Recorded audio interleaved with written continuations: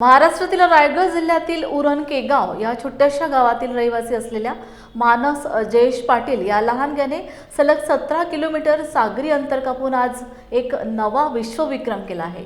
IEA book of world रेकॉर्डमध्ये मानस पाटील याची नोंद झाली आहे। गेटवे टर्मिनल्स इंडियाच्या सहकार्याने GTI कर्मचारी जयेश पाटील यांचा मुलगा 6 वर्षीय मास्टर मानस जयेश पाटील यांनी 6 मार्च 2026 रोजी केगाव नागाव ते GTI लँडिंग जेटीपर्यंतचे 17 किलोमीटरचे यशस्वी सागरी पोहणे 4 तास 49 मिनिटे 50 सेकंदात पूर्ण केले।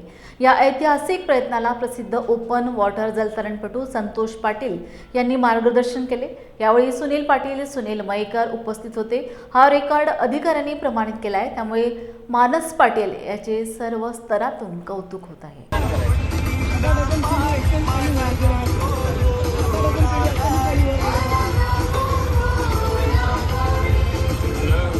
मानस, काय सांगशील तू?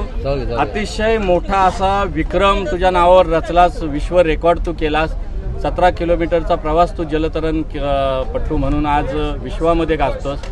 काय वाटतंय मानस, तुला कसा जिंकलास तू? मला मस्त वाटते, मला आवडला, मी जिंकलो। तर तुला कोण सर कोण होते आणि आई बाप्पांनी कशी मदत केली तुला? मला ना संतोष काका होते आणि मदत काकाहीच केली मला।